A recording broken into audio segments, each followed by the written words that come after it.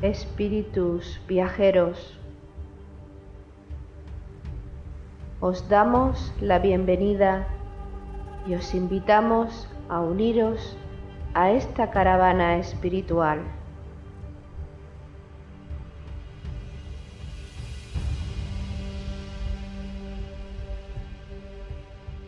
Recorreremos los áridos desiertos de nuestro egoísmo personal.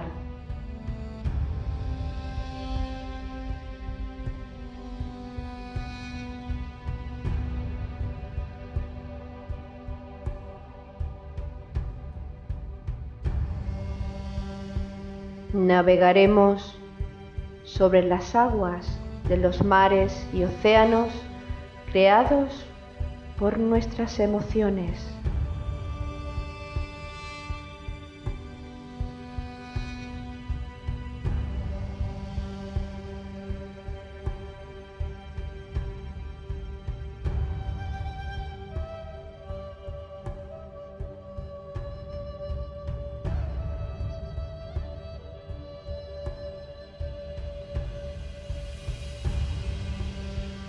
Caminaremos por los fértiles valles de nuestro despertar espiritual.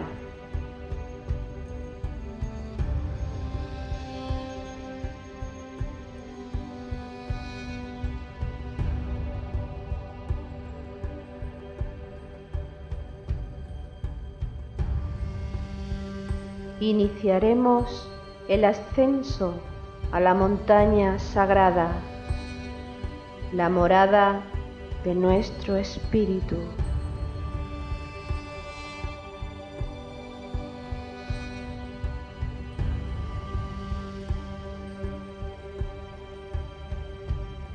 Espíritu viajero, si sientes la llamada de tu corazón deseoso, únete a nuestra caravana hacia Shambhala con alegría y gozo.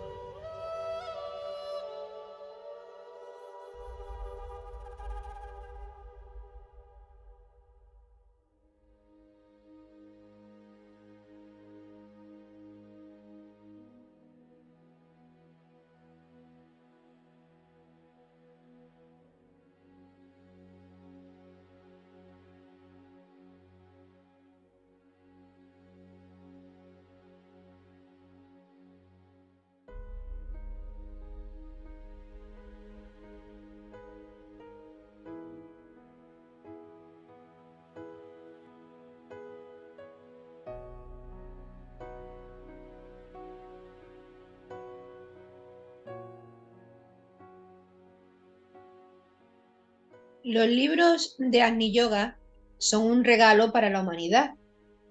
Afirmo el regalo del espíritu.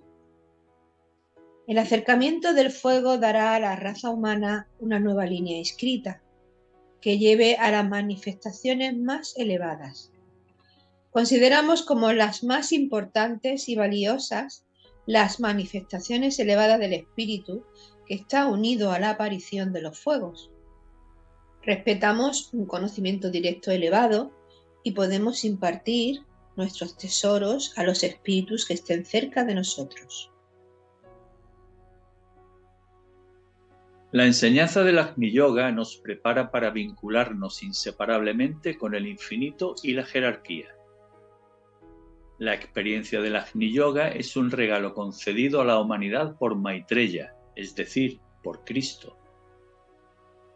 La enseñanza del corazón es un regalo del Espíritu de Cristo, entregado por el Maestro Moria a los espíritus de los seres humanos.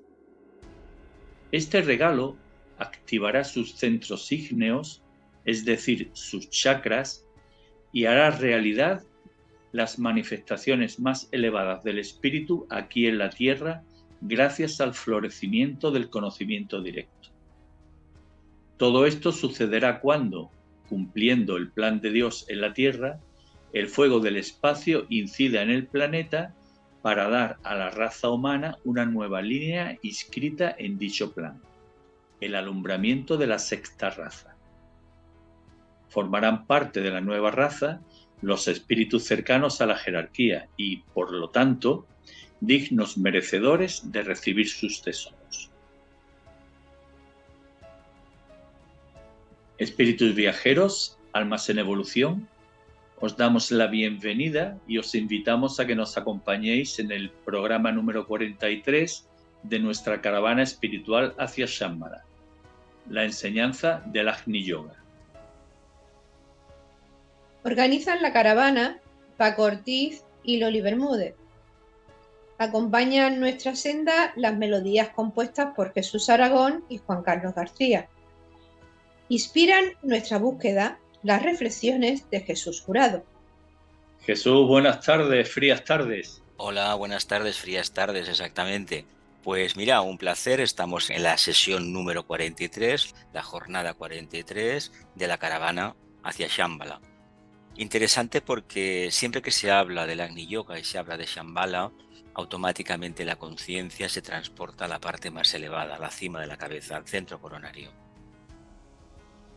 Pues sí, es una palabra mágica que resuena en nuestro corazón, ¿verdad? Shambhala. Exacto. Bien, este programa está dedicado, siguiendo el desarrollo que avanzamos en la jornada 40 del estudio del Agni Yoga, pues está dedicado al estudio de la enseñanza del Agni Yoga. Y llama la atención el término enseñanza, puesto que, claro, muchos estudiantes, muchas personas que estudien las ciencias esotéricas, muchos devotos de religiones dirán, bueno, enseñanza, todas las enseñanzas son válidas o incluso mi enseñanza es la válida. Por eso nos planteamos la primera pregunta, ¿qué es la enseñanza? Y nos da un poco la respuesta Torkon Saridarian en su libro Charlas sobre Agni Yoga 2 en las páginas 15 y 202 y en el libro Charlas sobre Agni Yoga 3 en la página 292. En resumen, el autor dice que la enseñanza es la sabiduría, escrito con mayúsculas, la sabiduría colectiva sintetizada y las experiencias de todos los grandes seres. También dice que la enseñanza es la sabiduría eterna, escrita por supuesto con mayúsculas ambas palabras, y la sabiduría acumulada a lo largo de las eras, que es esta sabiduría eterna que se constituye en la realidad que queda en el fundamento de la vida. Por lo tanto, dice el autor que la enseñanza es la vida, que la enseñanza es la luz, que la enseñanza es la experiencia, que la enseñanza es la realidad. La enseñanza, según Torkon, es ciencia real que se acumula era tras era, que ninguna fuerza y ningún ataque puede destruir. Básicamente entiendo porque es la experiencia del propio participante. Nosotros a lo mejor en un momento dado nos acercamos a la enseñanza pensando, en ciencia esotérica, el Agni Yoga, pensando que sería unos cuantos años.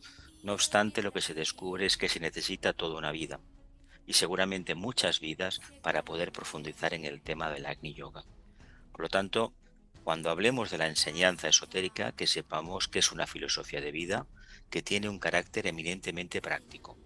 Debemos demostrar con nuestro comportamiento, con la capacidad de irradiar amor y sobre todo equilibrio, armonía alrededor nuestro, que la enseñanza ha dado un resultado, ha dado un fruto.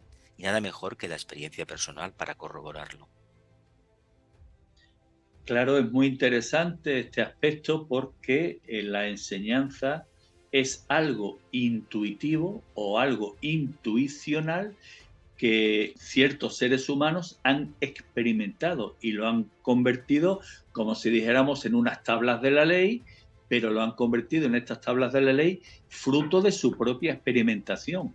Por eso la enseñanza abarca al origen de todas las religiones, al origen de las grandes filosofías y al origen de las grandes enseñanzas que contribuyen a elevar el espíritu humano.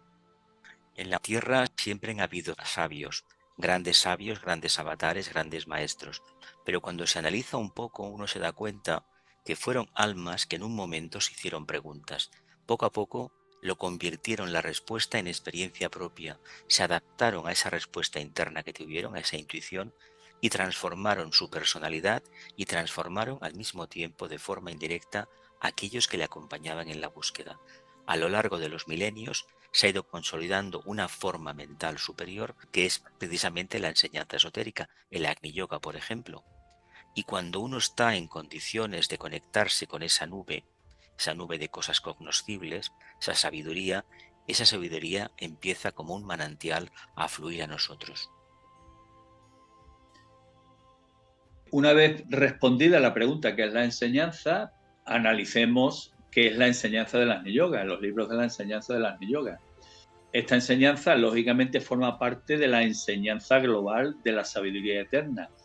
Por eso, tal y como describe Torkon Sahedryan en su libro Charlas sobre Agni Yoga 2, en la página 263, nos dice que Blavatsky hizo un enorme trabajo para mostrarnos el denominador común de todas las religiones. Esto lo compila ella en su magnífica obra La Doctrina Secreta. También nos dice que el gran maestro Duyulpul dio 24 volúmenes para llevar a la gente a la enseñanza original. Lo hizo a través de Alice Bailey. Y respecto a la enseñanza del Agni Yoga, dice que esta enseñanza dio la esencia más pura de la enseñanza. Es decir, es como si se produjese una pirámide evolutiva en torno a la enseñanza que se va dando por graduaciones en función del nivel de conciencia de los seres humanos en esa época. Y claro, los tres grandes pilares pues son Blavatsky, maestro Yulkun y maestro Moria con la enseñanza del Agni Yoga. Sí, son tres pilares fundamentales, pero con el tema de la enseñanza esotérica en general, dependiendo de la línea que sea, hay que decir que se debe de convertir en una práctica diaria y en realidad nos debemos transformar, transmutar y transfigurar completamente con esta enseñanza. De lo contrario, estaremos repitiendo siempre lo mismo.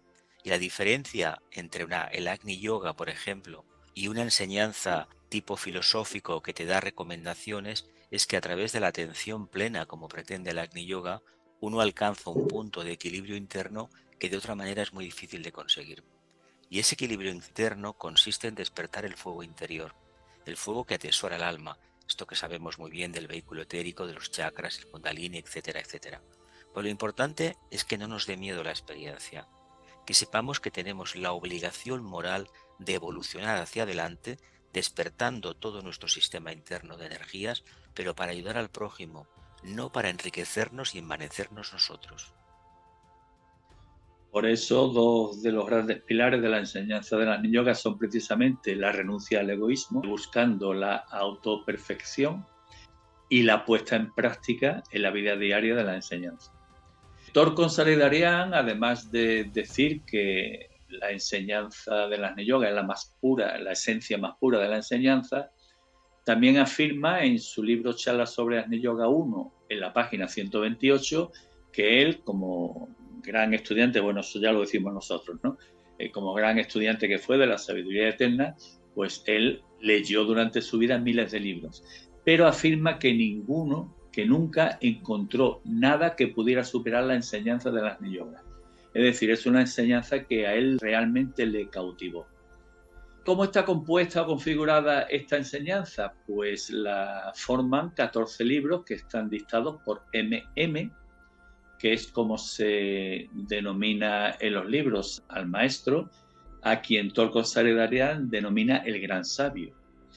Y estos libros se los transmitió a su discípula Elena Rerich, quien los recibió a través de la clariaudiencia. Ya hemos mencionado en jornadas anteriores que el primer aforismo de esta enseñanza vio la luz en Londres el 24 de marzo de 1920. Los 14 libros a los que hemos hecho mención desarrollan un total de 7.656 aforismos. Y estos libros son la serie de Hojas del Jardín de Moria 1 y 2, Comunidad de la Nueva Era, Agni Yoga, los libros de Infinito 1 y 2, Jerarquía, Corazón, Mundo Ardiente 1, 2 y 3, Aum, Hermandad y Supramundano. Este último libro fue publicado en 1938. Y cada uno de estos libros, digamos, va desarrollando un aspecto diferente de la enseñanza. Y lógicamente fueron entregados en este orden determinado por un motivo determinado. Y este aspecto lo podemos leer en la carta de Elena Roerich del volumen 2 de 30 de agosto de 1935.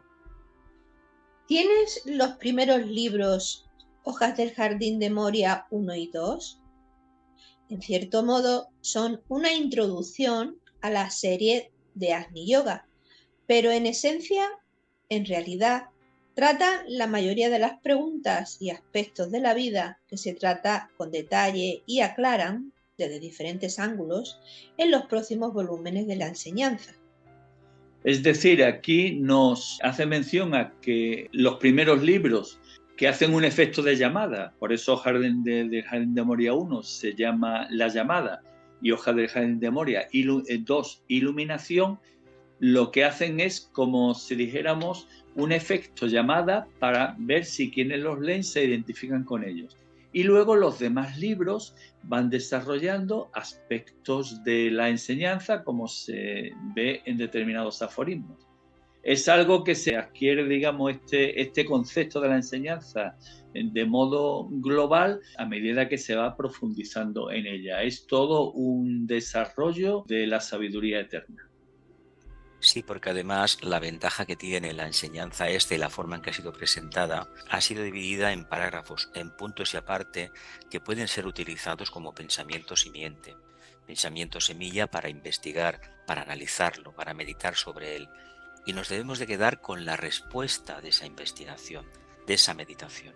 Y esa respuesta, como es obvio, no vendrá la primera vez que lo intentemos, vendrá después de mucho tiempo consultando los libros del Agni Yoga y sobre todo manteniendo la mente neutra, el mundo emocional aquietado y el vehículo físico etérico preparado para la acción. Si somos capaces de focalizarnos en lo más elevado, en el alma, como se suele decir, o vivir en la cima de la cabeza, el Agni Yoga es la enseñanza que necesitamos. Los siguientes libros están dedicados a temas muy concretos. Por ejemplo, la comunidad de la nueva era pues hace mención a cuáles deben de ser las normas de convivencia en la sociedad de la sexta raza, algo que se hace hincapié a lo largo de todos los libros de la enseñanza, que la humanidad está sufriendo un proceso de cambio y estamos en la época del parto que dará el alumbramiento a esta sexta raza.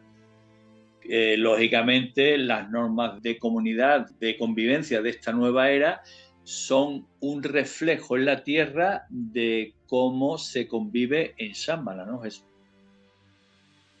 La enseñanza está programada para que poco a poco uno vaya abstrayéndose del nivel de conciencia humana, el mundo de la triple personalidad, y vaya subiendo, hasta que en un hipotético momento, muy lejano todavía para nosotros, entremos por la puerta grande de la jerarquía planetaria. Y ahí, evidentemente, tendremos un acceso. También puede ser acceder a Shambhala sin necesidad de pasar por la jerarquía, pero para ello se debe tener un nivel de conciencia muy elevado. Por lo tanto, el Agni Yoga puede posibilitar ese fenómeno. Otros lo hicieron en el pasado y tal vez nosotros deberíamos intentarlo. El libro Agni Yoga hace un desarrollo genérico de la enseñanza. Los libros de Infinito 1 y 2 tienen como objetivo que precisamente la humanidad fije su conciencia en el infinito.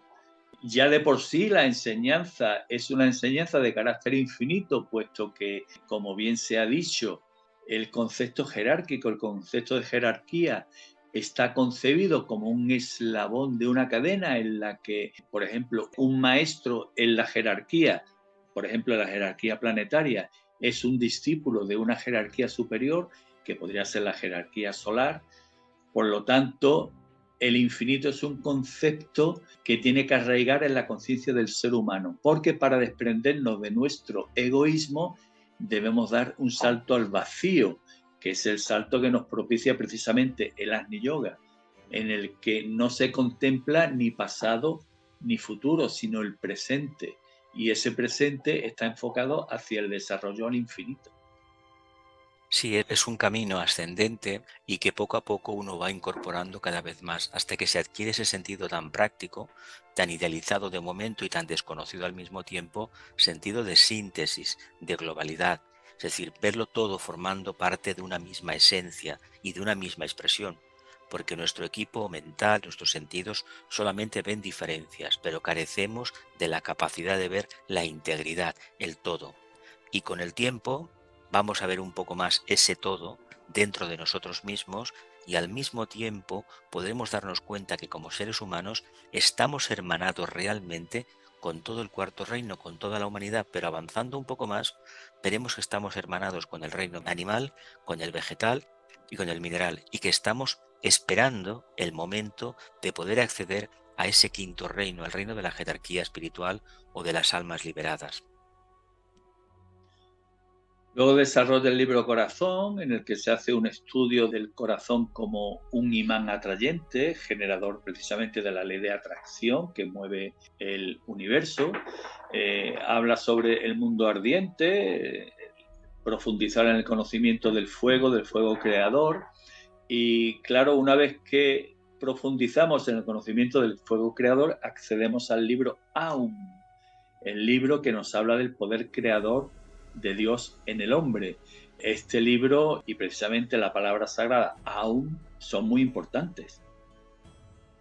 Es muy importante que entendamos la síntesis de lo que significa Aum, la personalidad, y de lo que significa Om, el alma, pero esto lo iremos poco a poco descubriendo. No por un análisis mental, sino por la capacidad de abstraernos de lo cotidiano y focalizarnos en lo más sublime dentro de nosotros, en la cabeza, por ejemplo, los chakras superiores. Y cuando se activan de forma natural por la evolución, por la perseverancia, se empieza a percibir ese sonido de la creación, según dicen los textos, y esa capacidad de interactuar a niveles hoy por hoy desconocidos para nosotros. La enseñanza finaliza con 2 libros. El libro Hermandad, que es un libro que anda de los fundamentos de la nueva raza.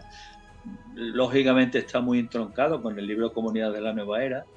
Y finalmente el libro Supramundano, que nos habla del conocimiento de los mundos superiores. Y en este libro supramundano se recogen muchos aspectos anecdóticos, podríamos decir, o enseñanzas ocultas que corresponden tanto a Jesús de Nazaret, el Cristo, a quien la enseñanza denomina el gran peregrino, como a Platón, a quien la enseñanza denomina el pensador.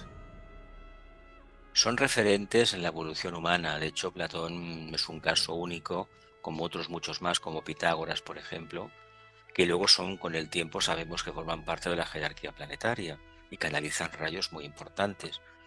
Son referentes que utilizaron algo muy curioso, el diálogo, es decir, la analogía. Hacían una pregunta, como era Sócrates. Sócrates ya conocía la respuesta porque lo había trabajado en sí mismo e invitaba a los demás a que dialogaran, a que comenzaran a pensar, a que se arriesgaran a tener un punto de vista basado en su propia experiencia. Al final, el resultado de Sócrates sabemos lo que le sucedió. La gente no le comprendió y, bueno, prefirió quitárselo del medio. Pero tengamos en cuenta que un maestro de verdad no nos enseña como nosotros, por ejemplo, podemos acceder a un libro, ya sea la Doctrina Secreta o los libros de Agni Yoga, no. Es a través de preguntas y respuestas. Si nosotros no nos formulamos preguntas, leyendo los diferentes aforismos, la cantidad inmensa que hay de miles y miles de aforismos, no despertaremos la conciencia superior. El Agni Yoga no va a dar resultado en nosotros. Ahora bien, si empezamos poco a poco, de forma consciente, muy seguros de lo que estamos haciendo, sin esperar nada a cambio, el milagro sí que se producirá.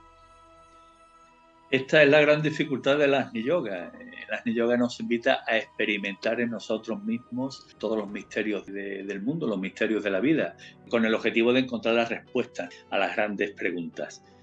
Sin embargo, el ser humano, por naturaleza egoica, pues tiene tendencia a que esas preguntas nos las resuelvan los demás. Y de ahí viene el fracaso de la humanidad en los tiempos actuales. Sí, más o menos, dímelo, dámelo y házmelo, ¿no? Ese es el gran problema de la conciencia humana encarnada, que no se quiere arriesgar, más que nada por las complejidades de adaptarse a algo nuevo. Debemos olvidar la comodidad de la personalidad, del ego inferior, y lanzarnos a la aventura de la búsqueda superior, y que sea la propia conciencia superior la que nos guíe. Independientemente si la familia está de acuerdo, las amistades están de acuerdo, o la gente no nos habla o nos señalan con el dedo, no importa. Si miráis, todos los que en la tierra han sido algo importante fueron vilipendiados, criticados, agredidos, etcétera, etcétera, en sus vidas. Por tanto, ese camino hay que pasarlo. Pues hablemos ahora de los contenidos de la enseñanza. El primero nos llama especialmente la atención, los dos orígenes de la divinidad. Sabemos que, que circula por todas partes una expresión que tiene muchísimo fundamento, y es que todos somos uno, la unidad. Sin embargo, nuestra aspiración es la aspiración a la divinidad, aspirar a ser Dios, y nos habla de que Dios no solo no es uno, sino que tiene dos orígenes, o nos da a entender esto. Esto de los dos orígenes de la divinidad es muy significativo porque nos habla del aspecto espiritual y del aspecto material, el aspecto energía, el aspecto materia. Cuando se enfoca desde un punto de vista energético, nos habla del aspecto masculino y el aspecto femenino. El aspecto masculino caracterizado por lo espiritual, por, digamos, la creación arquetípica de una forma de vida, mientras que el aspecto femenino nos habla del aspecto maternal, es decir, de lo que se llama la matriz universal, que tiene que generar la forma de vida que arquetípicamente se ha concebido a través del aspecto masculino.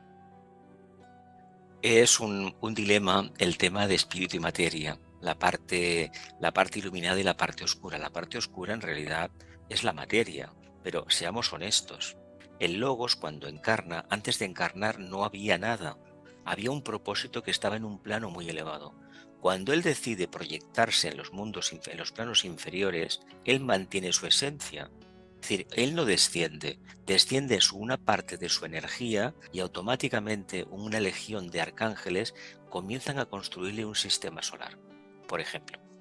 Y en este sistema solar llega el momento que aparecen unos logos planetarios, discípulos avanzados suyos que están evolucionando. Y dentro de esos globos aparecen unas humanidades como podemos ser nosotros. En este caso estamos precisamente en el globo en materia densa y estamos trabajando con un cuerpo animálico. Bueno, es una forma de evolucionar. Pero pensemos que los humanos nos cuesta mucho entender que Dios, la luz y la oscuridad son exactamente lo mismo, que Dios y la materia son lo mismo. Dice, pero ¿cómo es posible? Sinceramente, si cambiamos de punto de observación, veremos la globalidad.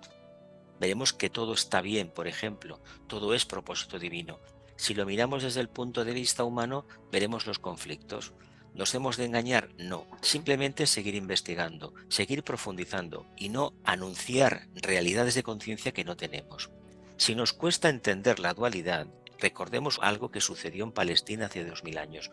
Y digo Palestina, pero podría decir que es un referente en toda la humanidad. Por ejemplo, el 25 de diciembre, históricamente Capricornio, han nacido todos los grandes avatares que la humanidad ha conocido, los fundadores de las grandes corrientes religiosas que conducen de verdad a la casa del Padre. Lo que nos ha llegado a nosotros es un sucedáneo de esas religiones, hay que decirlo claramente. Sucedáneo porque la mente humana es la que es muy concreta y muy kamamásica, muy ligada a los deseos. Pero entendamos que cuando uno trabaja ese aspecto que el nazareno, el gran peregrino, nos enseñó, o el carpintero de Galilea nos enseñó, es la conciencia crística, que es el punto neutro entre los pares de opuestos, la luz y la oscuridad, la materia. Si somos capaces de desarrollar esa conciencia hasta el grado de poder entender el propósito del Padre, como en el psicodrama de Palestina aconteció, entonces nos daremos cuenta que la materia tiene su razón de ser. Lo que sucede es que el humano se envanece mucho con la materia, le gusta el lujo, las propiedades, etcétera, etcétera. Llegado un momento de la evolución que el Agni Yoga propicia, todo eso queda en segundo plano y queda solamente en la conciencia. De la insistencia continuamente del Agni Yoga de vivir lo más elevado posible. Es precisamente para sustraernos a la influencia negativa de la dualidad, porque todavía no la tenemos resuelta en nosotros. Un nuevo contenido está relacionado precisamente con estos dos orígenes de la divinidad y con la creación del universo manifestado. Se trata del magneto cósmico, del corazón, del cáliz. Sí, es una fuente de energía que precisamente emana de la conciencia de este gran ser que la proyecta, y a través de esa energía que es común al resto de sistemas solares y galaxias, porque forma parte del plano físico cósmico, realmente hay una energía con la cual trabajar. Lástima que nosotros todavía no seamos plenamente sensibles a la misma, porque podríamos hacer auténticas maravillas con ella. También se desarrollan 3 aspectos de un triángulo de luz maravilloso: Shambhala, Sanat Kumara y jerarquía de la luz. Sí, la verdad es que son consecuencia de los misterios anteriores, de la dualidad y de estas cualidades del magneto cósmico, el corazón y el cáliz. Si entendemos que nosotros somos una forma, que dentro de esa forma vive una esencia que le podemos poner el alma y que por encima está una chispa o mónada, entendemos que formamos parte de un equipo. Por lo tanto, en el planeta Tierra, al frente del equipo, en Shambhala, está Sanat Kumara. Pero Shambhala es la síntesis, el arquetipo mayor de la evolución en el planeta. Y el papel de Sanat Kumara es como una encarnación del Logos planetario. El Logos planetario está en un nivel muy elevado y no puede descender a estos niveles. Solamente ha proyectado en su Sutrasma un hilo de vida.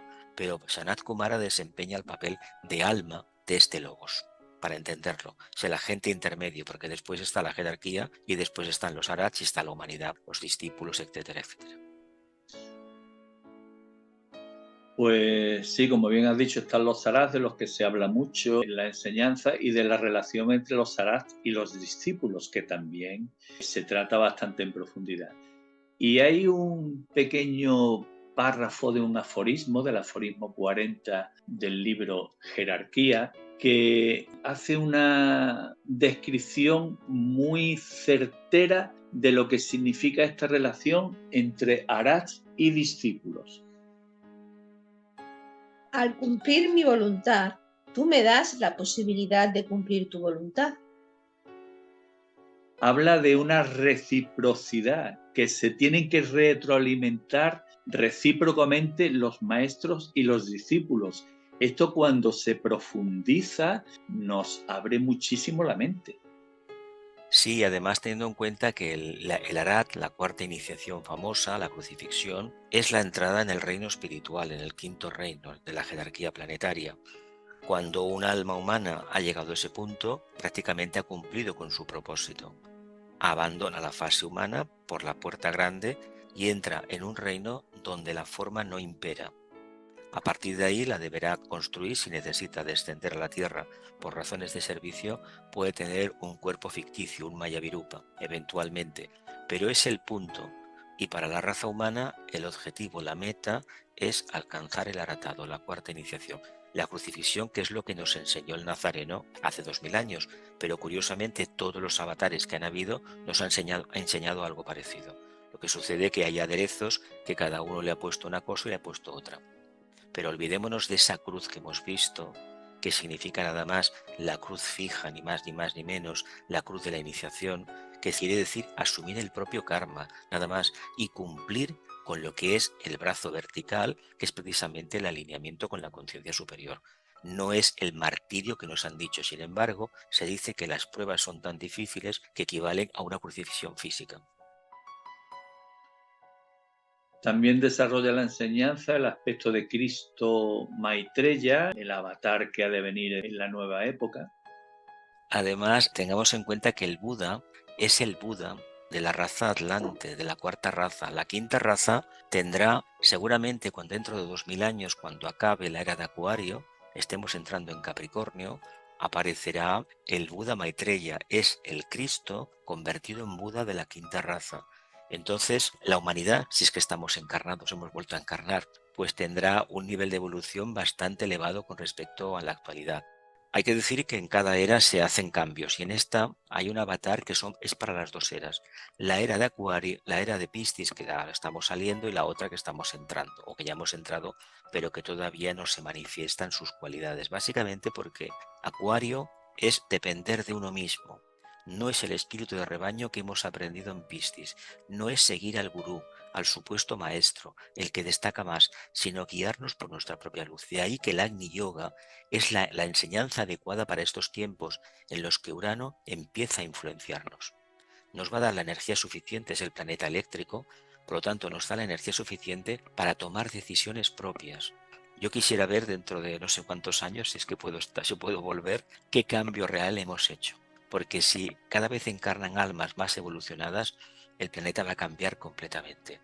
Y básicamente por asumir un compromiso nuevo, no con uno mismo, sino con el grupo mayor, la humanidad. En la enseñanza se habla sobre la Chintamani, la piedra, el meteorito que vino de Orión y que está presente en la torre de Shambhala de modo fijo, y una porción itinerante que va magnetizando determinados puntos de la Tierra en determinadas épocas para, digamos, hacer posible que el plan concebido cara al futuro se haga realidad. También habla de los mundos invisibles, tanto aquí en la Tierra como fuera de la Tierra. En la Tierra habla del mundo sutil, que es el mundo astral, y habla de los mundos superiores, los mundos en los que, o los planos en los que se encuentran precisamente los Sarasty y los grandes seres. Y habla de los mundos distantes. Esto de hablar de los mundos invisibles, tanto aquí como fuera de aquí, también contribuye a la apertura de la conciencia. Sí, por un lado apertura de la conciencia y por otro lado a fantasear y a perder el norte. ¿Qué quiero decir? Que un exceso de entusiasmo y con poco resultado tangible nos puede confundir bastante. Es importante que entendamos que cuando empezamos con el Agni Yoga, expectativas no debemos tener ninguna, solamente voluntad de aplicar lo que hemos aprendido y vivir acorde a lo que hemos recibido. Y si descubrimos un momento que nos hemos equivocado, tengamos en cuenta que el error será unos cuantos grados. No es lo mismo trabajar para desarrollar la conciencia que no hacer nada y esperar que ésta se desarrolle. Cuando la gente dice que hace Agni Yoga y hace silencios, tengamos en cuenta que esos silencios tienen una actividad muy profunda. Mantener la atención, la plena atención, es algo muy costoso en esta sociedad. Por lo tanto, ahí hay un trabajo. Lo que pasa es que desde fuera parece que no. Y también debemos reflexionar en el sentido de meditar sobre textos, sobre frases, sobre palabras, sobre el sentido de nuestras palabras. Eso es muy importante también. Nos habla de la evolución como un proceso de carácter cíclico que da lugar a nuevas eras, nuevos mundos y nuevas razas. Nos habla de la mujer como guía de la humanidad y bueno, para hablar de esto, qué mejor que Loli que nos explique algo. Bueno, la mujer como guía de la humanidad yo la entiendo como la mujer instruida, evolucionada, trabajada a nivel interior para tener una apertura de conciencia óptima. Y bueno, la mujer tipo masa, pues ahora mismo lo que estamos haciendo es pues aprender, hacerlo cada vez mejor si podemos, salir un poquito de lo que es lo básico dentro de lo que es la mujer y elevarnos un poquito más cada día, hacerlo mejor. No estar, digamos, imitando al hombre, no. El hombre tiene su cometido y la mujer tiene el suyo. Elena decía una frase preciosa de que la humanidad era como un ave que necesitaba sus dos alas para volar. Una ala es el hombre y otra ala es el aspecto femenino, la mujer. Entonces, la mujer como guía, digamos, de la humanidad es porque la mujer tiene que dar nacimiento a un nuevo tipo de vida. Tiene que dar nacimiento, cuando tenga hijos, a hijos que sean elevados, pero elevados porque ella está formada a nivel interior y va a traer almas importantes al mundo. Y los va a instruir, los va a educar de una forma mucho más civilizada y mucho más amorosa, pero un amor con inteligencia, con discernimiento. Y entonces va a preparar, va a ser la guía que dé paso a la nueva humanidad. Y para eso nos tenemos que instruir y tenemos que evolucionar y tenemos que hacerlo cada día, pues superándonos cada día. Muy bien, fruto de todo esto que has comentado, pues claro, cabe reflexionar cuánto tiene que cambiar la sociedad para que la mujer pueda desarrollar esta labor, poder dedicarse a educar a los hijos en lugar de trabajar, sin alterar el sustento de la familia y tantísimas otras cosas, ¿no? Claro, pero para eso es que tiene que haber una conciencia mayor. Han sido las energías de Piscis las que han creado esta forma de trabajar. Y se espera que en esta era nueva de Acuario la mujer tenga su papel, la parte femenina. Junto a la parte masculina tenemos al ser humano. El ser humano es indivisible en conciencia. En apariencia sí que somos diferentes, pero en esencia no. Sí que es cierto que todavía hay que picar muchísima piedra para que la mujer desempeñe el papel que tiene asignado.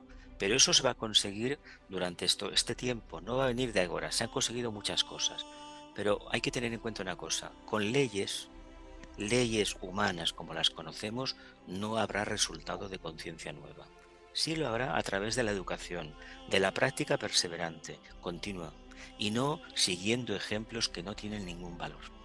Es decir, que habría que profundizar un poco más. Prosigamos pues. Habla sobre las leyes cósmicas, entre las que encontramos, por ejemplo, la ley de jerarquía, de reencarnación y karma, ley de atracción, ley de correspondencia, de metaidoneidad y algunas que otras. Habla del triángulo maravilloso formado por el fuego, el pensamiento creador y la energía psíquica. Es un triángulo que hace posible precisamente la creación de formas. Habla sobre el conocimiento directo, es decir, sobre la intuición, la voz del corazón. Y respecto a este conocimiento directo, Torkon Sareidarian, en su libro Charlas sobre Agni Yoga 3, páginas 287 y 288, expresa lo siguiente. El conocimiento directo es el conocimiento inmediato que viene de tu alma, de tu cáliz, de tu maestro, de un gran ser. La verdad que es el mejor conocimiento que podemos tener. Esta pequeña intuición que uno, cuando la empieza a poner en práctica, se da cuenta que le abre más puertas y más puertas.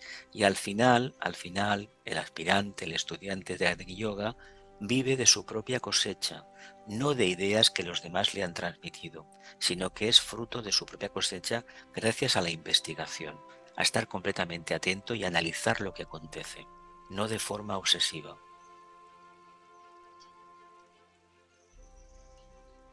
Nos habla la enseñanza sobre el proceso de autoperfeccionamiento que consiste en la transmutación de todas las actitudes involutivas de carácter egoísta y los vicios en actitudes evolutivas espirituales. Y por último nos habla de bandera de la paz o la bandera de los señores, que se constituye en el símbolo de la enseñanza. En fin, todos estos aspectos, todos estos contenidos que hemos ido enumerando, los iremos desarrollando a lo largo de programas sucesivos. Por lo tanto, nos queda bastante camino que recorrer todavía. Ahora tocaría hablar de los objetivos de la enseñanza, pero ya lo hicimos en los programas 40 y 42. En definitiva, el gran objetivo de la enseñanza es precisamente prepararnos para recorrer el sendero del Agni Yoga. Por lo tanto, nuestro desarrollo ha llegado a su punto y final y ahora creo que procede el que realicemos una última reflexión.